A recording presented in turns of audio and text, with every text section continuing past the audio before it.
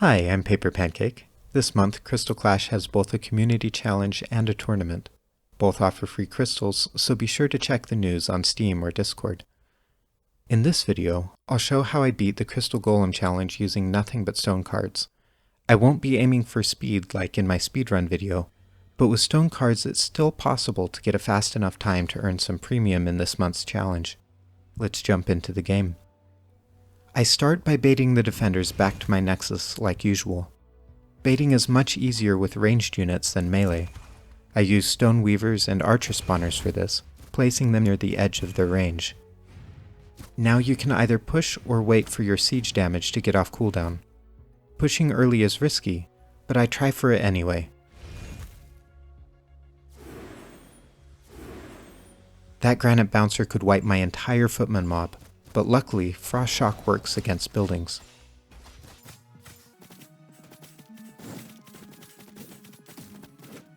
Freezing the Overseer would last longer than stunning, but I often used Frost Shock against buildings instead, so I use a stun here. The blind does help even after the stun wears off. I go back and forth on whether I want 2 Frost Shocks or 2 Light Pulses in this deck. Both choices have advantages. Now that I have the first tower, I want to lose it quickly. Losing towers might seem counterintuitive, but it's a key part of the strategy. Towers are expendable in the Golem challenge because the enemy golems won't reclaim towers once they are destroyed. If I quickly lose and reclaim my towers, it replenishes their ammo, which gives me more firepower. I want the tower damage to hit the defenders, my nexus can finish off the moving enemy waves. I make a small mistake. I'm distracted trying to show the timer at the top for the enemy waves. I should have dropped my footman on the U-shaped Chanter defender to finish it off. To correct my mistake, I used Frost Shock to kill it instead. The Chanters are squishy but dangerous, so I try to take them out when I think I can get away with it. In the Golem challenge, Chanters give all nearby units a bounce attack. That bounce attack really hurts against my deck. Before starting the next wave, check to see if the Nexus can kill any nearby big units like the Flying Overseer. Then charge. Save enough mana to support your wave with spells if needed.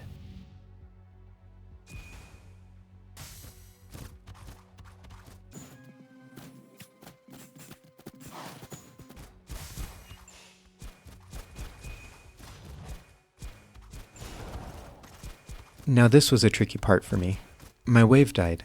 I don't have much time before the next enemy wave appears, and there's an enemy Flying Overseer on the way. I want to make a small attack, but I need to time it carefully to come between the Overseer and the wave.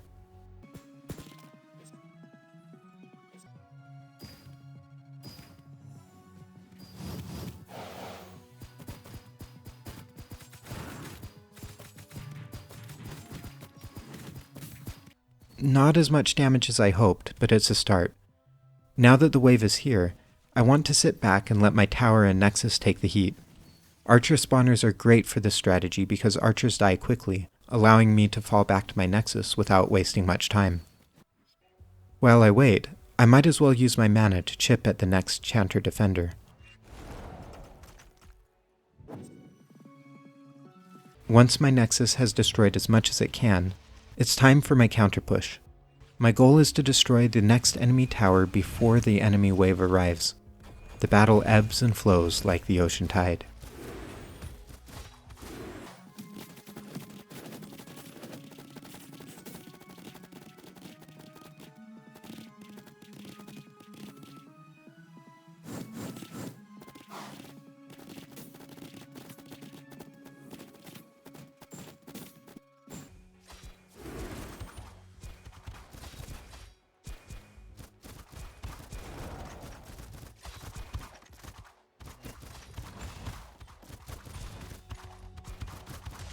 I fall back to my tower when the wave comes, because stone decks don't have access to petrify or other good waves to destroy that wave.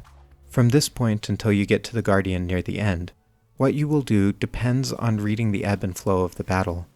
If the enemy seems too strong, lure them back to a tower, then build a push afterwards. If you are waiting and have extra mana, consider chipping away at enemy defenders. If a group of your units gathers naturally, support it.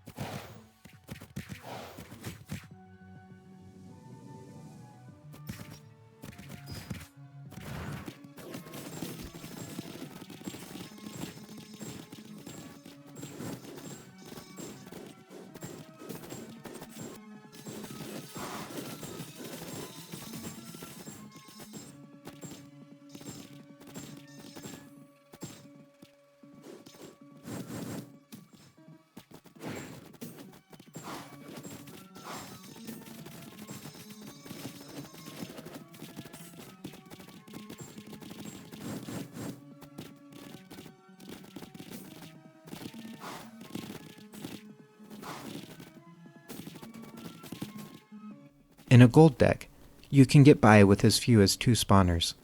But because I'm using stone spawners, everything is on cooldown even though I have 4. Keep in mind that you need more spawners in stone than you do if using gold or silver cards. When you get to the Granite Guardian, distract it from reaching your backline for as long as you can. Footmen are great for this. With stone cards, you probably won't have enough to take down the Guardian in one push. That's okay.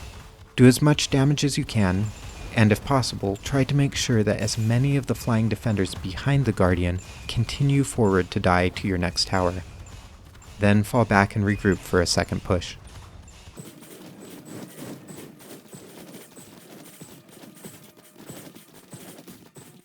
In this video, I am using level 5 stone cards. If you use level 1 cards, they have even slower cooldowns, so you might have to wait more often. That results in slower times, but this strategy can still get you wins even with fresh off the mint level 1 stone cards.